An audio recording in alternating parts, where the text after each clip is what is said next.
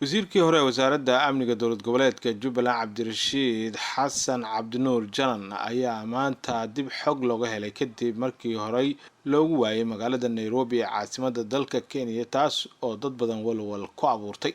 Jaraal Yuusuf Xuseen Cismaan Dhuumaal ayay warbaahintu waxa ay qoraysaa in uu arrintaasi uu ka hadlay xaqiijiyayna in isaga oo nool oo bad qaba uu hadda joogo magaalada Nairobi ee caasimadda dalka Kenya kadib maalmo warkiisa la wasiir Dhuumaal ayaa waxa uu sheegay in uu nabad qabo Janan ay faahfaahin ay ka bixin doonaan arrimihiisa iyo xaaladda uu hadda ku sugan yahay. weli ma jirto faahfaahin rasmi ah oo laga helay cidda ka dambeysay maqnaanshihiisa balse waxaa la xaqiijiyay in hoygiisa la keenay isla markaana haatan uu ku sugan yahay magaalada Nairobi ee dalka Kenya.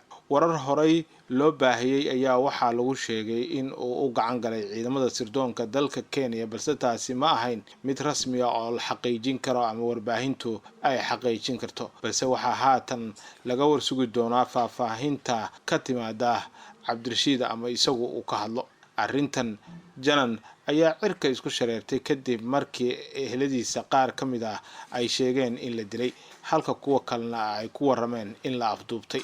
sidoo kale waxaa la hadlay warbaahinta iyaguna xildhibaano ka tirsan baarlamaanka Soomaaliya oo ay isku beel yihiin Cabdirashiid oo baaq dheer u diray laamaha ammaanka ee dalka Kenya maadaama Kenya lagu waayay kana hadlay in ay meel ay ku sheegaan Cabdirashiid Janan. si kastaba ha ahaatee wararka hadda soo baxaya ayaa waxay sheegayaan in Cabdirashiid Janan uu ku sugan yahay magaalada Nairobi xaaladiisuna ay wanaagsan tahay. Janan ayaa sidan oo kale hadda ka hor loogu xiray magaalada Muqdisho xilli dalka madaxweynaha uu ka ahaa madaxweynihii hore ee Soomaaliya Maxamed Cabdullaahi Farmaajo. wixii warara qodobkaasi ka soo kordha waxa kala socon doontaan haddii ay baydmo channelka galka wararka iyo waliba Facebook-geena. mahadsanidin.